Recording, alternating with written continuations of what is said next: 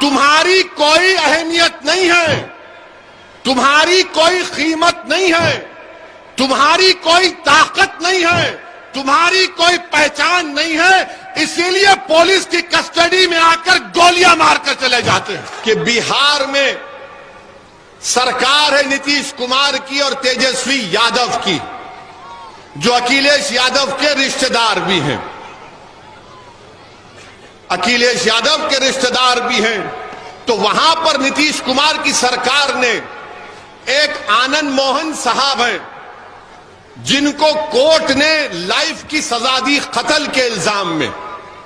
उन्होंने दलित IAS officer की हत्या की तो उनको कोर्ट ने लाइफ की उम्र कैद की सजा दी। तो नीतीश कुमार और तेजस्वी यादव की सरकार ने कहा कि 24 का चुनाव आ रहा है, हमको राजपूतों के वोट हासिल करना है। इसीलिए जो जेल का मैन्यूल होता है, जिसमें लिखा गया कि अगर कोई गवर्नमेंट के सर्वेंट को, अगर कोई कर्मचारी को सरकार की हत्या करेगा तो उसको रिमिशन माफी नहीं मिलेगी, कानून बदल दिया, वो जेल से निकल गए हैं।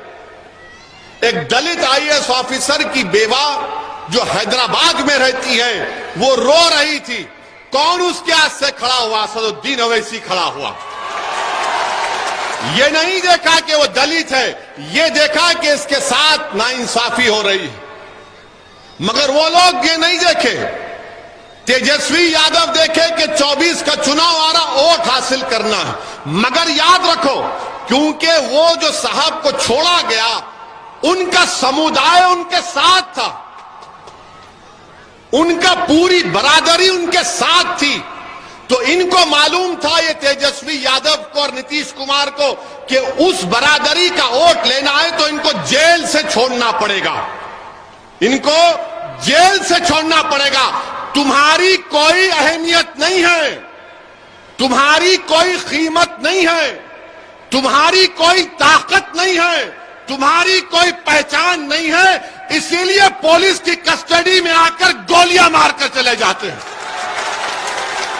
अगर तुम में ताकत होती, तुम में इत्तेहाद होता, तुम में सियासी शऊर होता, तुम इन तमाम चीजों से उठकर अपने नेता को बनाते, तो कोई माइका लाल सोचता नहीं था किसी को गोली मारने से। और अफसोस यह है कि तुम मेरी इस बात पर थाली बजा रहे हो, तुम थाली बजा रहे हो। देखो बेबसी, देखो आपकी, आपका थाली बजाना बेबसी है। मैं थाली बजाने के लिए नहीं कह रहा हूं। आप यहां से जब उठकर जाएंगे तो एक पैगाम और फिक्र लेकर जाएंगे कि 4 तारीख को हमको वोट देना है। किस लिए देना है? कि आपको अपनी कीमत बताना पड़ेगा, आपको अपनी ताकत बताना पड़ेगा।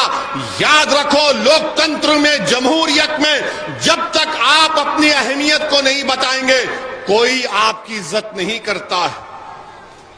इनको मालूम ये कहां जाएंगे बेचारे टोपी पहनने वाले, इनको योगी और मोदी का नाम लो, ये दौड़ते हुए जाएंगे और हमको वोट दे देंगे। मैं आपसे क्या कह रहा हूं, योगी और मोदी को भी हराएंगे 24 में, मगर अपने आप को तो कामयाब करो, अपने आप को तो कामयाब करो। कब तक सिर्फ वोट डालने वाले बनोगे? वोट कब लोगे मेरे भाई और बहनों? आप वोट कब लेंगे? वोट लेने वाले तो बनो।